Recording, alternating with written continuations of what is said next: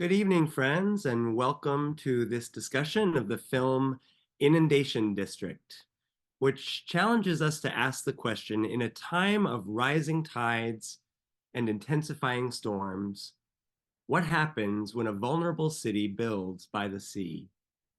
We're so glad to have with us tonight the producer of that film, David Abel, and a couple of other guests whom we'll introduce in a few moments, and we're so glad that you are here as well. My name is Alan Ewing Merrill. I'm glad to serve as the executive director of the BTS Center in Portland, Maine.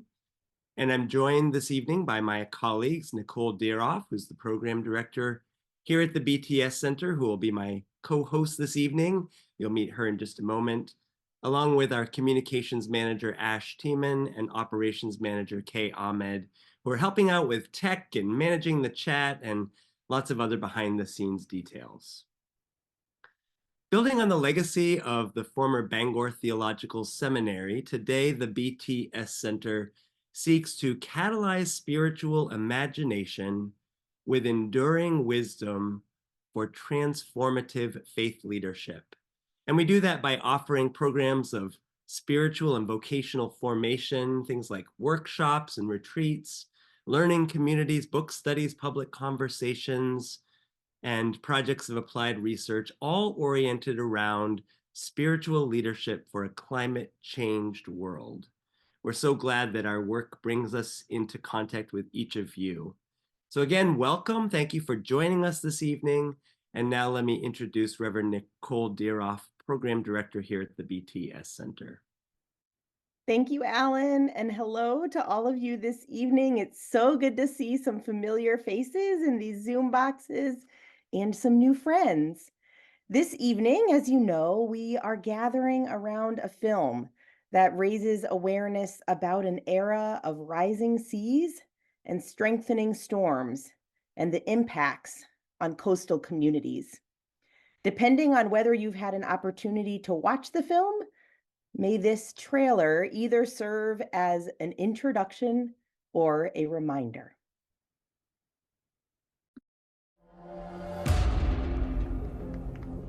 News alert, it's getting hotter. Boston will be underwater. News alert, it's getting hotter. Boston will be underwater. News alert, it's getting hotter. Boston will be underwater. Today, we are going to be going into the Seaport District of Boston. And it doesn't take a genius to look at that at sea level and tell that we shouldn't be building buildings there with climate change on the way. The state of Massachusetts has invested $20 billion in the Seaport District. In the next 10 years, if a nor'easter hit the Seaport District, it would cause over $1 billion of damage. And who do you think is gonna pay for that damage? We are. Today, we will shatter that climate silence. And every single person in the Seaport District is going to hear us.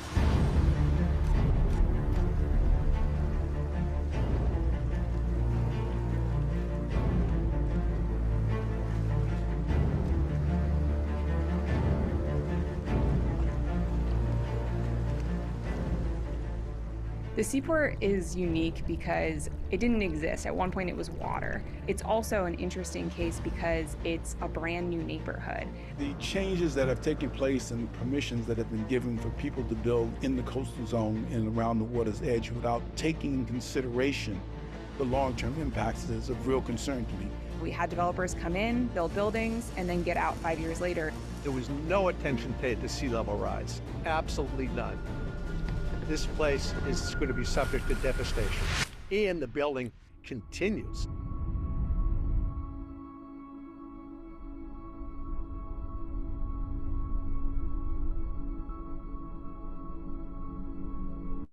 So as we keep increasing the carbon dioxide concentrations in the atmosphere, we're worried that we could be approaching some tipping points in the climate system that could trigger some really pretty extreme events. If sea level comes from a big loss of the Antarctic ice sheet, Boston will feel 25% more sea level rise than the global average.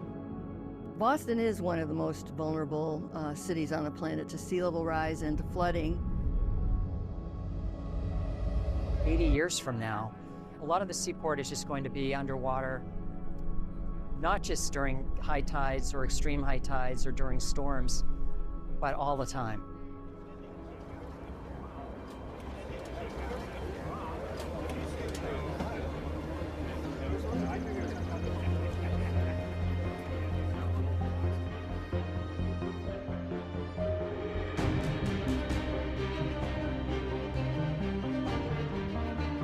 We plan to own this area for a very long time. It's important to us to design for the future.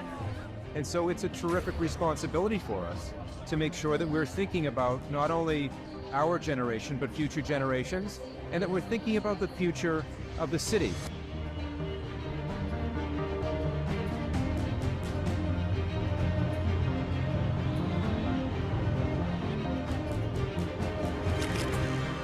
Coastal flooding, sea level rise really wasn't on anyone's radar. The city wanted to unlock its potential. We need housing, we need jobs, and the framers of the city saw an opportunity. It's too complex to say whether or not it was a mistake to build the seaport as we did. If we knew everything that we know now a dozen years ago, we could have been asking more. So now the seaport area is bustling. Major companies are based there. At some point, the seaport will no longer be viable. The sea level will be too high unless they want to literally wall themselves in. We can't get ourselves together to prevent 6-7 feet of sea level rise. I'm not sure that we're a society that deserves to survive.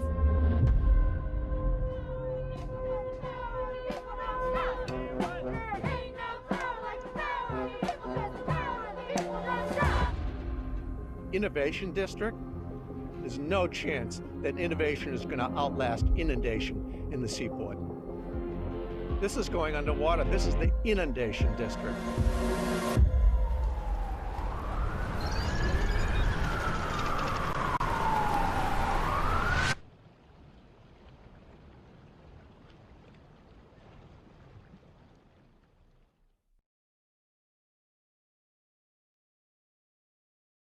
So the full film is obviously incredibly powerful also, but just that trailer says so much. I invite you at this point to put on your digital name tag indicating how you would like to be known in this space this evening. And I invite you to open the chat to say hello to one another. I'm going to offer a few prompts and invite your response.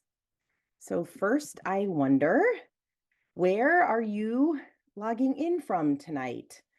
I am guessing we're going to see a few people in Boston, some people in Maine, New Hampshire, Massachusetts, Canada. Welcome to our international friends. Several different places in Maine, Illinois. Wonderful. Go ahead, keep sending those in if you're still typing. My next question for you is, how have you been impacted by coastal flooding? How have you been impacted by coastal flooding?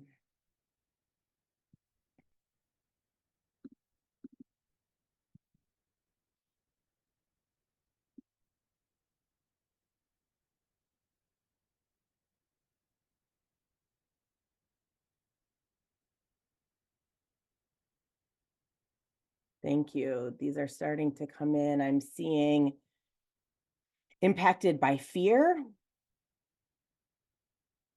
impacted by concern for our church, growing up close to the Willard Beach lobster shacks, which I think they're now saying are not able to be rebuilt, doesn't make sense to be rebuilt. Iconic places from my childhood washed away. Yes, that's been a common experience. Vermont has had several flooding incidents. Yes, not on the coast, but The same with flooding. Worry. Yes, thank you for all these contributions. Thank you. Hi, June. Concern for now and future generations. Thank you. If you're typing something, still send it in, please. Your story may be longer than some others. We'd like to see it. My next question for you is, hopefully, if you had a chance to see the movie before attending tonight, what is something you appreciated about this film? What is something you appreciated about Inundation District? I'll give you a moment to respond and then share some of what you might be putting in here.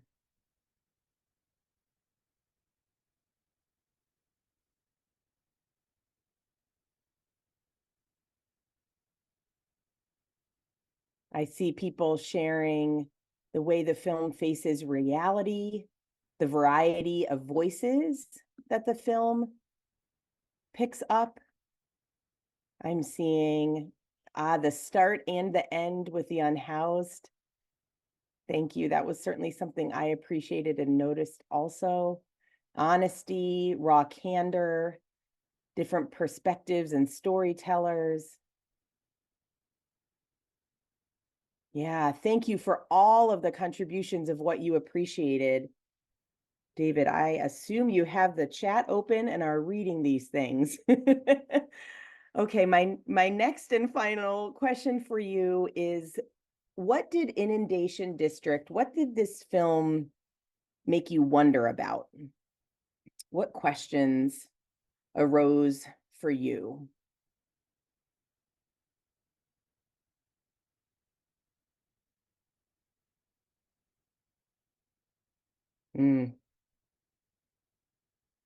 Great questions coming in. Yep. Why are they still building?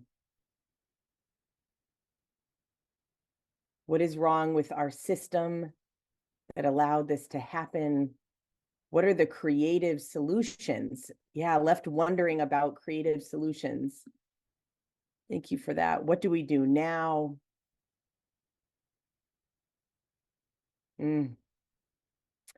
Carol, we see you. Is there any hope?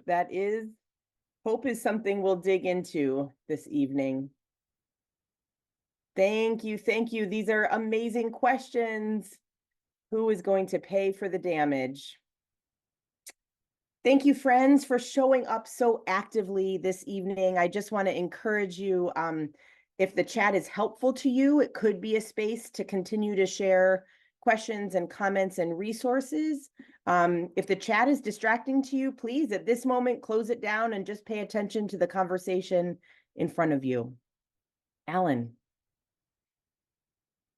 Thank you, Nicole, and thank you all for those great appreciations and wonderings that we've been seeing in the chat. Now it is my pleasure to welcome and introduce our first guest this evening, David Abel, producer, director, writer, and cinematographer, really the mastermind between this powerful documentary, Inundation District. David is a Pulitzer Prize-winning reporter who covers environmental issues and climate change for the Boston Globe. Over the years, he has brought us insights on the war in the Balkans, unrest in Latin America, national security issues in Washington, D.C., terrorism in New York and Boston, and climate change and poverty in New England. In addition to Inundation District, he has directed and produced award-winning films about the Boston Marathon bombings, about the conflict between Maine and Canada over the lobster industry, and about the threats to the Florida Everglades. In addition to all that, David teaches journalism at Boston University, my alma mater.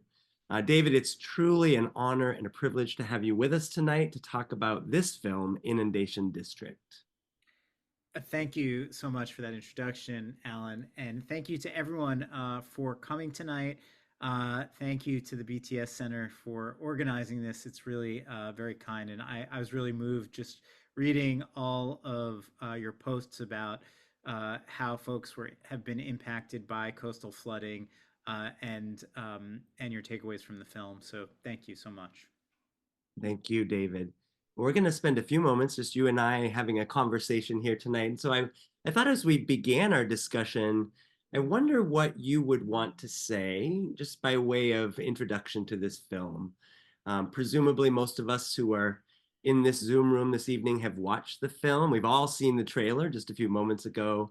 I suspect that most of us found it to be a bit troubling, maybe a lot troubling.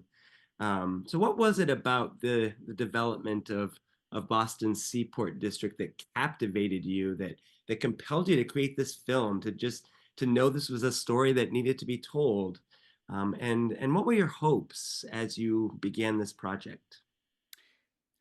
Thanks. All good questions. So I could give you a long answer to that question. I'll try to make it short. But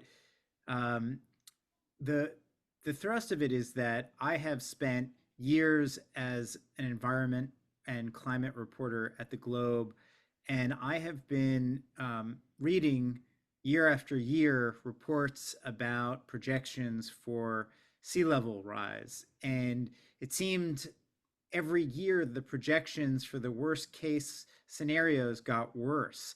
I remember writing a story just a few years ago when the worst case scenario was 50% worse than the last report about about sea levels in Boston Harbor.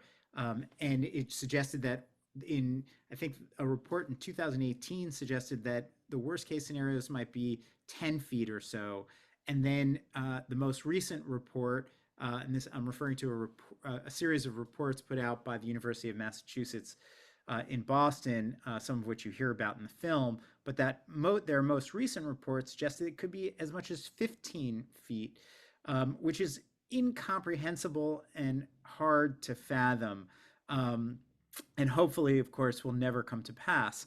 But at the same time, like many people who live in Boston, I have been watching for the past decade with tremendous cognitive dissonance as we were building this entirely new urban district at sea level, on landfill, hard on the coast. And despite having more climate scientists per capita than just about any other city on the planet, we were building this new neighborhood in the bullseye of rising seas. And so I had been very curious about how this came to be, what public officials were thinking, who sanctioned this, what the developers were thinking, and ultimately what I felt compelled to make the central question of this film is one about climate or environmental justice, in the sense of who should be footing the bill to protect all of this new infrastructure, billions and billions of dollars of new infrastructure, and then who should ultimately cover the costs when the inevitable flooding comes. And that was sort of the driving impulse of me to make this film. Thank you, David, and thank you for asking those questions. I'm sitting in Portland, Maine, and those questions could be asked about this city as well. The next question I want to ask sort of came up in the chat as well, and it's a question about an artistic decision that you made that I really, really appreciated and found moving, actually, was the way you chose to spotlight on Nathan Wyatt, an unhoused resident of the Seaport District. He shows up early in the film, and you come back to him several times, including at the very end where he's silent, but we see him, we see his face, and then we're left with the image of him standing up to his ankles in water, leaning over a railing and looking despairingly into the rising sea. What struck me was that when he speaks, has such clarity, maybe more clarity than many people in the film who have big titles and positions of of significant responsibility. He's articulate. He clearly is informed. He gets it, and he's experiencing it firsthand. So I wonder how that came to be. Can you tell us a little bit about how you met Nathan, the background behind that choice that you made? Sure.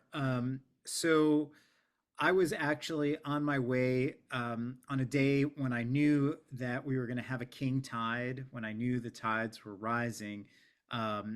I was on my way to interview someone else, and as I was walking along this underpass beneath this bridge in the seaport, um, I passed by Nathan, and I walked by him, and it occurred to me he was right hard on the edge of the water, and I knew that it might be only a few minutes before he was going to get soaked, um, and so I sort of did a double take, and then I walked back and I saw that his pillow, what he was using as a pillow, was a life preserver.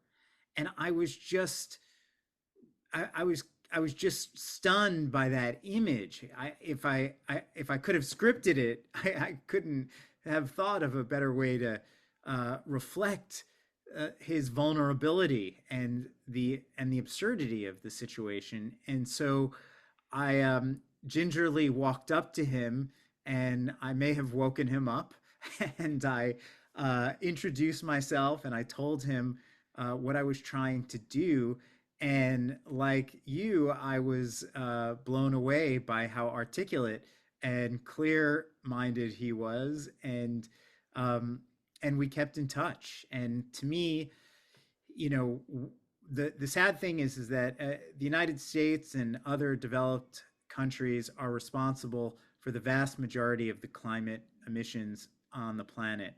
But it's the most vulnerable among us, particularly the most vulnerable countries and islands, that are going to experience the worst of climate change. And to me, he was a stand-in for that, that the most vulnerable among us are likely to experience the worst of climate change. And so that was why I kept in touch with him and kept coming back, and was really grateful that he continued to talk to me and was so willing to talk to me and share his story. Thank you, David. I just want to say how powerful that was, and I really appreciate hearing the background story. We're going to pause right there for now and kind of widen the circle a little bit and bring in some other conversationalists. So I'm going to toss it back to Nicole, who will introduce them now. Thank you, Alan. Thank you, David. Yes, it is my pleasure to introduce our two other conversationalists this evening. Reverend Rob Mark serves as lead pastor of Church of the Covenant in the heart of what is now known as downtown Boston, in the ancestral lands and waters of the Massachusetts people. With degrees in divinity and geology, Rob is passionate about spirituality, people, equity, and climate jubilee justice. Reverend Joshua Lazard serves as associate pastor of Church of the Covenant. Ordained in the National Baptist Convention, he has worked in university chaplaincy and is currently pursuing his PhD in practical theology at Boston University. I'm incredibly grateful to our mutual friend, Noah Brewer-Wallen from the Southern New England Conference of the United Church of Christ, for introducing me to the Church of the Covenant and its pastors. Thank you so much for being here tonight, Rob and Joshua. I wonder if we might begin with each of you sharing one way in which themes raised in this movie or in the chat as we've gathered, how have they shown up for you in your ministry recently, like in the past week or two? And Rob, I wonder if we might start with you for this one. Yeah, thank you, Reverend Nicole. So good to be with you. Alan, thank you. And David, just to begin, prophetic work, and really appreciate your truth telling in our city and beyond. And really, it's a legacy, and we need this truth telling. Yeah, I would say, I think that what I'm locating in ministry, in accompaniment, I think Christian ministry, a lot of faith communities can see itself as a place where people are trying to walk shoulder to shoulder with one another and listen, right? And I sense that there is an underlying fear, anxiety, angst over all of this. So in my interactions with folks about, rent, around where to be in the world to respond to all of the ills, in conversations about, what are we going to do for our Holy Week services and all the logistics, I do sense that there's an underlying fear and anxiety. So I think that's affecting everything. That is one thing. And just this past week as well, our church, which is trying in all of its imperfections to respond in a helpful way to this movement for climate justice. We celebrate what we call Climate Jubilee, and we had a workshop this past week in which we were kind of asking the question: where do churches, where do people of faith best plug into this wider movement here in Boston and beyond? So, one of my questions for David is going to be from his vantage of storytelling and listening to, the circle from activists to well-meaning. I would add, you added some gray to this movie and to this documentary around those who build. It's not black and white. There are good people approaching things in different ways, right? I think is one way to think about this. Where do you see, David, and I'm going to get to that, spaces that people to join this movement from a faith perspective, from a perspective of thinking and listening, might best show up? So it's one of the questions I have. But beautiful. Thank you, Rob. Joshua. Yeah, I think for me, Rob kind of touched on it, but for me, certainly within the last couple of weeks, part of my work as associate minister at this church is to work with some of the young adults. It is a frequent theme that comes up around just general anxieties that we just have in our day-to-day lives, in our week-to-week lives. And sure, you can add politics, you can add some of these other social things, but climate change in the larger sense is one that often gets named with that. And I'm also thinking of a couple of the young adults in our congregation. While they don't live in Seaport specifically, but they do live downtown. They rely on public transportation. And, obviously, I think in the movie, there was a mention, when there's a high tide or, something like that, and subways get flooded. I mean, we saw what happened in New York for sure, and that for them is where some of these things impact. And that, kind of raises as an anxiety for them. That I think it is our job as ministers that we have to help them not just manage it. I don't mean that in the clinical sense, but also kind of walk with them through it as they're trying to face it. Thank you so much. A quick second to Joshua. Joshua was just in an airport, and you saw firsthand some of the migrant crisis that is at our doorstep. And one of the conversations we're having as a church is, how do we respond to our siblings who happen to be born in Haiti right now? And that's climate change as well. It's connected. Thank you. Thank you for all of those lived realities that you are facing as church leaders right now in the city that the film documents. I want to turn to hope. It already came up in the chat.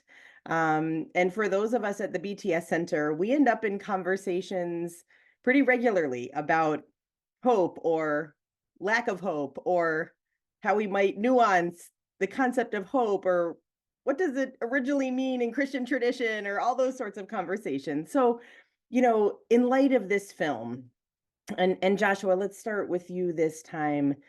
How do you talk about hope in light of what we witnessed? So quick background story. I'm a new New Englander. I've only been here for 4 years. I have relatively quickly been brought into some of the Boston stories, certainly the ones around Seaport. I did not immediately move here from New Orleans, but I lived in New Orleans for some years. I was actually living in New Orleans when Hurricane Katrina happened. I made the decision to move back to the city for work at a slightly later date. I said that to say, and also I grew up in Chicago. I'm familiar with landfill, and in the city of New Orleans, in the way that Boston created land, New Orleans similarly did the same thing. They drained a swamp and they built a city. after post World War II. So it's this idea of what does it mean to live on coastlines? How do we maintain life when we're living so close to the water? The reality is nature always wins. Nature always wins. We try our best to control nature. So sure, in the city, post Katrina and in the surrounding Gulf area, they have built seawalls. Thankfully, a hurricane has not come. On the same magnitude as Hurricane Katrina or some of the other ones. I give that example to say I watched the city of New Orleans rebuild. I have watched people rebuild after devastation, and even in this much larger history, certainly in our Christian tradition, and then even in the Judeo-Christian tradition, we kind of understand this idea of floods, right? I certainly I don't believe that this is God's judgment against humans, that that this has befell us. But at the same time, humans humans know how to adapt. That is to say, like I trust that at some point, we will get our act together because we always have. And I think that is where my hope lies with this, because I've just watched other places where we adapt. We might become a migrant population. I know that's a tough thing to think about. We'd rather try to build infrastructure to prevent, in this case, prevent, waters coming in, but we will figure this out. And I think for me, that's where my hope lies. Thank you for that. Rob. Yeah, I hear that. And I think hope is in the solidarity. I certainly found that in this movement, right? It's meeting the people, it's meeting the Nathans, it's meeting the hydrologists, the David Abels and others who are telling some stories. I think when faith communities do things right, they are interpreters of sacred stories, from the Nathans of our world, but also from the Noahs and the Genesis account, right? So we take that interpretation and we apply it. So if we want to preach a bit, right, that story you just referenced of flooding, it's God promising through the rainbow not to do this again. So it's not God's not going to do it, but we humans might. And so one thing I think we are finding in this movement is like, how do we take that 7-generational look? No one does it. Corporate interests, political powers. We think of 2 to 4 years long, right? And even a lot of good meaning, well-being people don't have the resources to think beyond their next gen. And I think faith communities have been slow to this, but our tradition speaks to the long view. And I think if we're thinking about that, and that was raised in this film, generational ownership of a building is different than thinking about 1,000 years from now. And one of the things we're coming to in thinking about hope is we learned this at our workshop about unshakable hope 2 weeks ago in our church. Was the idea that in a crisis situation, when you're out in the wilderness, if you think you're going to die, you'll probably die. If you worry about survival, you're going to probably die. But if you worry about how to find shelter, some water, a fire, you're going to probably survive because you're going to be focused on those little things. So I think in the hope movement, if we can figure out how to do some small things, we might then actually think longer term and last. And also for people of faith, we also have to think, you know what? Our creation story doesn't necessarily begin with humans. It may not end with humans. And that's still okay. We are still in the grasp of God. And even if humanity does not last, as just Joshua said, we might have to move, but we're not going to do that in a detached way. It's a sort of a faithful unattachment, but to be focused in the here and now so that we can, God willing, be here 1,000 years from now. Those are the conversations we're having. And I think it's critical to be in conversations beyond faith communities, right? That's key. And I think that's what this film also lifts up. Like we have to be cross-intersectional in our conversations around climate. Thank you so much for those responses. I'd like to bring David in and invite him to respond to, I think we have too many people on tech. Invite him to respond to Rob's question from earlier of what you might imagine for faith leaders and faith communities in the context of what you shared in the film. Maybe you could put a finer point on that question. I'm not sure exactly how to approach that. I'm actually going to see if Joshua wants to put a finer point on that question or ask another question. Yeah, I think there's a question. from your vantage point, with your background in journalism and whatnot, maybe have there been some places where you've seen faith communities place their toe in the water, so to speak, around climate justice, or maybe just a on the face question, just your personal opinion? Are there some ways in which you maybe think that faith communities could actually join this particular fight? And I say that in terms of like, this seems something that is going to affect all of us. Does that help maybe a little bit? Yeah. Thank you.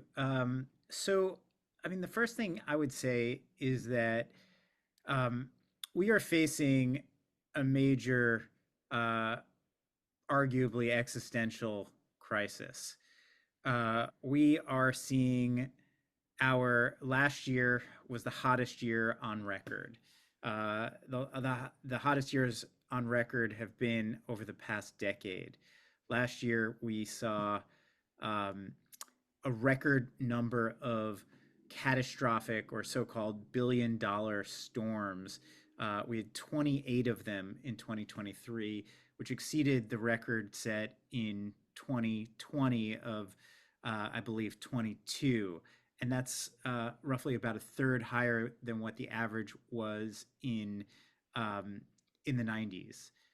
You guys in Maine experienced a good taste of that in January when we saw the highest tides ever recorded, I think, in Maine. And I think we had the fourth highest recorded tides in Boston, and there was catastrophic damage all along the coast in New England and especially in Maine. And I say that all as a prelude to trying to address your question this way by saying that this is a problem for everyone, and it requires people of faith, people who are not religious, people of all persuasions, ethnicities, races, whatever your background is. We're all facing this together. And the reason this is happening is that we are continuing to pump large amounts of fossil fuels into the atmosphere. We need to be cutting them, but we are going in the opposite direction. And that has to change. And I would just say this about the faith community, the religious community. The reality is that, and I don't know if this applies as well in New England, but nationally, I would say that that your people of religious faith are generally predisposed, or I'm trying to think about the best way to say this, but there's a correlation between people who vote on the right and religious faith. And it seems like the vast majority of people who are on the right and willing to vote for candidates on the right are not predisposed to see climate change as the real crisis that it is. And so I would say, to try to answer your question, Josh and Rob, is that maybe it is that people of faith have an extra special responsibility to talk to their brethren, to the people in their communities who are not willing to look at the basic facts and are more susceptible to misinformation or disinformation. And maybe you guys have a special responsibility to talk to those folks because maybe they'd be more willing to hear it from you rather than a godless filmmaker or journalist or someone, who might not be as much of a sympathetic messenger. Thank you for that response, David. At this point, I actually want to invite all of us to take a breath and to reflect. We have a powerful song to share with you, crafted by the many as part of our joint Lament with Earth project. And as it plays, I invite you to engage in the chat again if that feels right to you. Share any additional Inundation District appreciations or wonderings or something that's surfaced for you in this conversation? I saw some people in the chat answering the question that Rob and Joshua offered as well. What is the role of faith communities here? So feel free to contribute your thoughts on that. And now, is this how the world ends? The sky is filled with fire tonight. The smoke fills our lungs. What are we doing? What have we done? What are we doing? What have we done? The water's running dark tonight. We're drinking a ruin. What are we doing? What have we done?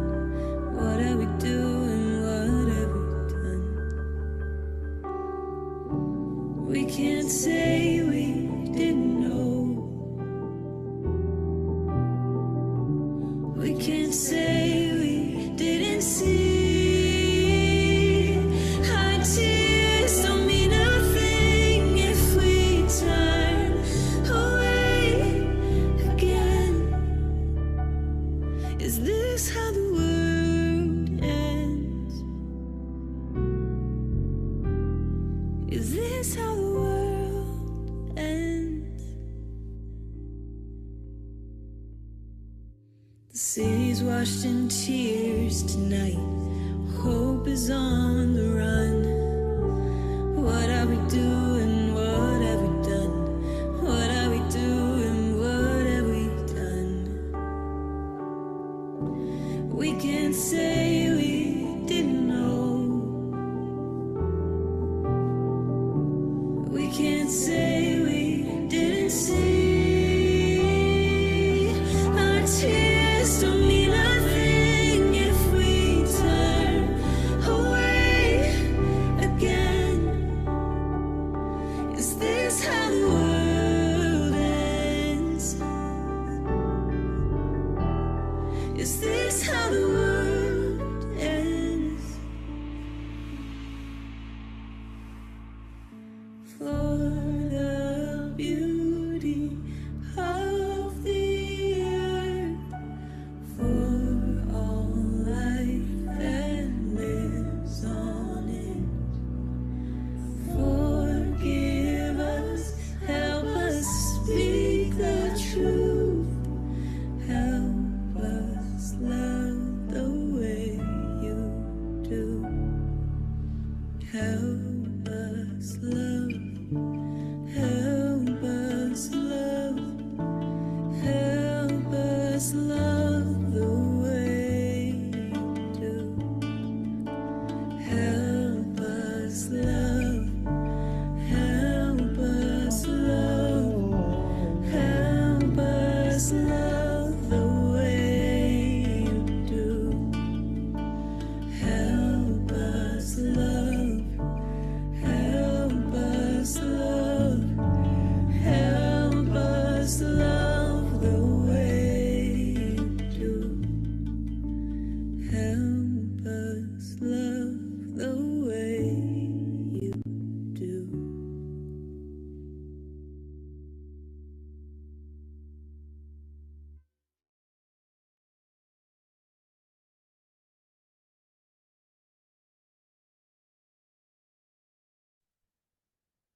Grateful for that song from our friends from the many, and for a moment just to breathe and reflect and be still for a moment.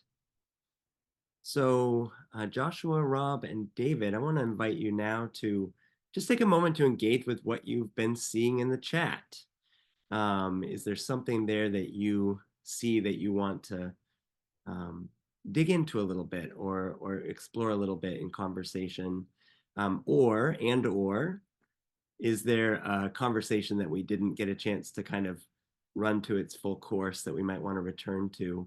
I'm going to start with you, Rob. Is there something in the chat that you saw that you want to respond to, or do you have another question that you want to pose to David, or just pick up another thread from the conversation?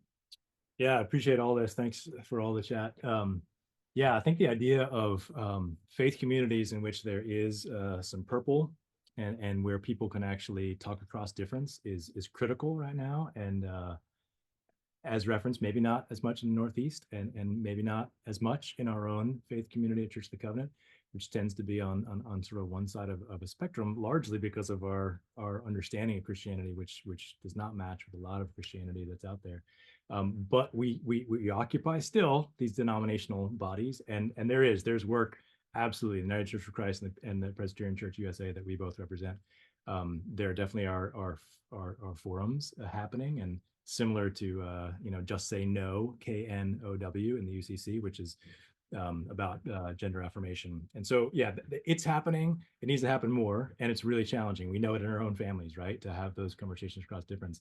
The one thing I want to get into a little bit more too is the justice aspect of this, right? This film raises this pretty large, overwhelming, looming conversation about environmental and eco justice, and we've referenced the question of faith communities. Reverend Mariama White Hammond, who couldn't be with us tonight, and she's in the film, a leading light in our city, who is coming from that faith perspective, and also saying yes, action is the antidote to grief and to despair, right? We all know that, but yeah, I am interested in finding that prophetic voice, right, as a collective city, because the numbers don't lie. There's more people who understand that flooding is happening and are going to suffer the consequence. Our church is on made land in the Back Bay. We're right in the blue zone of flooding. All the climate ready models exist. Actually, I looked a little more carefully today, and actually our church looks like it might survive our little block for the 50 year, like just our block. Everything else in the Back Bay, public garden, gone. So that's a question that we need to ask ourselves, and I'd be interested to know, like, who's asking the questions on what buildings need to exist, and when do you sell them collectively as a city? Are people having those collective conversations, or is it really individualistic? And my last point is, our building is a shelter. We have a daytime shelter, a women's lunch place in our building, so it's in the basement. It's the first place to flood. So yeah, the higher ground question is a big one. But yeah, this question of the justice component that you've raised in this, David, I think is critical for the city, and that's, to me, one of the biggest takeaways of how do we prevent this from happening? What $15 billion more is about to be built in the Seaport District, and that's not helping anyone. And then, contrasted to New Bedford, they solved it a while ago. Thank you, Rob. I appreciate all those questions you're asking. I'm imagining your church being a little island, that one little block, and then water around it. David, anything you want to respond to there? Well, I'll just respond to that last part of what Rob said. I mean, New Bedford has a storm surge barrier. They're not really protected against sea level rise unless they completely close that barrier. And that's part of the challenge of trying to figure out how to address this problem in a place like Boston Harbor, or even New York, or a Venice, where they did build a massive, extremely expensive, and potentially a boondoggle of a barrier that rises like a phoenix from the bottom of the lagoon surrounding Venice, but is only designed to protect up to a few feet of sea level rise, and costs a lot of money every time you move it up and down. And there are lots of challenging questions about where we go from here, and in terms of defending coastal infrastructure, coastal cities. Do we build barriers? What value will they have? Do we have the political will to do that? Is there too much ecological damage that would come from these kinds of hard barriers? There are all kinds of specific questions in terms of what we do now that need to be addressed, and there are smart people thinking about it, but it seems like we need to accelerate the process of finding real solutions, because it will only take a poorly timed storm at the wrong tide that will cause massive flooding today, and we've already seen it in recent years. We saw in 2018, as reflected in the film, what happened when we had significant storms and the damage that those cost, but that was just a taste of what's to come, and that's with less than a foot of sea level rise. So a lot of important questions that need to be wrestled with, and that includes everything from climate justice, equity, who foots the bill, and also what makes sense at this point, and whether we should still be building, or whether it makes sense to continue building but to find better ways to build. Yeah, so many important questions and no easy answers, but conversations that we need to be having. Joshua, jump back in. What's on your mind? What are you seeing in the chat? What do you want to ask David? Yeah, kind of coming from what some of the threads I've seen in the chat. I think it is our job as faith leaders. It is our job to provide hope. And I know that that sounds like good Barack Obama 2008 era hope and change, just a feel good feeling. But I think it's beyond that. It is our task to change hearts and minds. Hearts and minds need to be changed so that they can do the actions, so that they can do the community and the political organizing, so that there's an organizations that move elected officials to have, so that we have better regulation, so that we know that these things need to be at the top of our political priorities. That, yeah, we need to have these hard conversations. There needs to be political pressure on City Hall, on the State House, in our own local communities, here in New England, because that's the reality. This isn't just a New England thing. Like I said, I'm thinking about this in New Orleans, but it's something that's happening all up and down all of our coastlines. Miami's dealing with high tides as well. Excuse me. The barrier islands in North Carolina. Like, all of these things have really large impacts that are going to affect millions of people. But I think it's our job as faith leaders to help people see themselves in the future. And I think that is, for me, what I kind of want to address some of the despair that I think I see in the chat, and some of the despair that, like I said, I've experienced with some of the people at my church, some of the young adults, to say that, no, we need to be able to see ourselves in the future. And I think if we can see that, we will then begin to work backwards. So how do we get ourselves there? How do we make sure that there are no scapegoats? How do we make sure that no one is falling victim? That we can say, well, we can let a couple of people in this neighborhood take the brunt of this, so that we can make sure the seaport is protected. Well, that's not how this is not how this needs to work. We need to be able to see that all of the people who are present with us today will still be with us in the future. Thank you, Joshua. Well, there is always more conversation to have than there is time. And I'm sorry to kind of press the pause button here for now, but just want to say thank you again, David. Thank you so much for creating this film and provoking this conversation. We're really looking forward to seeing where this goes and cheering you on as you continue to get this message out. Joshua and Rob, thank you so much for being our conversationalists tonight. Really great to be connected with you, and appreciate the wisdom that you've brought into the circle this evening. I'm going to toss it back to Nicole at this point. Thank you all. Deep thanks to Joshua and to Rob for joining us as pastors serving in Boston and being a part of this conversation. And of course, again, many thanks to David for making this film. And thanks to each of you for paying attention in this way, for watching the film and attending this evening. Ash, I'm wondering if you can search and find the link so that people can find other showings of Inundation District. There are other showings coming up, and perhaps you have a friend or fellow congregation member you'd want to encourage to see this film.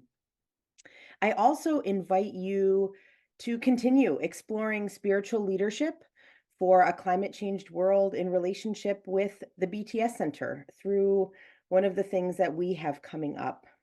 Lament with Earth is our seasonal, worship-filled online gathering that creates space for acknowledging our grief and lament in community.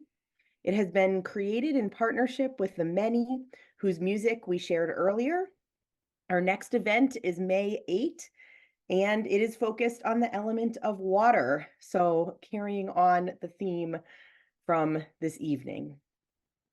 If you want to go a little deeper, we are offering this spring a 5-session book study on singing the Psalms with my son, Praying and Parenting for a Healed Planet by Wilson Dickinson.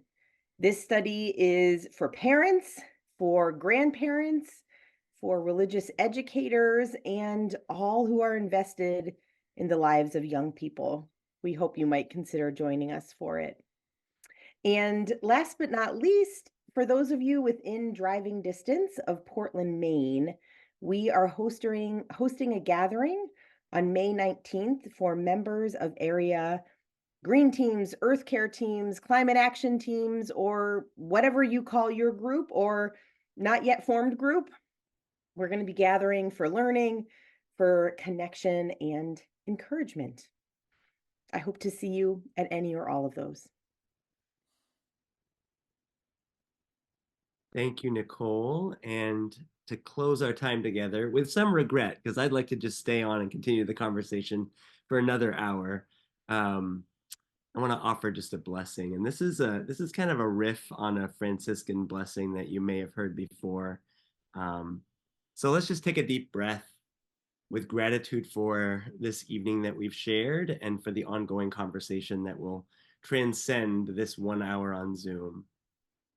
May we be blessed with discomfort at easy answers, half-truths, and empty optimism. May we be blessed with anger at injustice, oppression, selfishness and greed, and exploitation of vulnerable neighbors, human and otherwise, and of the earth, our home. May we be blessed with tears, shedding them freely for the losses we face, and for all who suffer the impacts of climate catastrophe. And may we channel our discomfort, our anger, our tears into bold determination to live in right relationship with the earth, to hear her cries, to do whatever we can for the cause of justice and equity, freedom, healing, and peace. So my friends, go now in discomfort and go in peace, knowing that you are loved and knowing that you are not alone. Amen.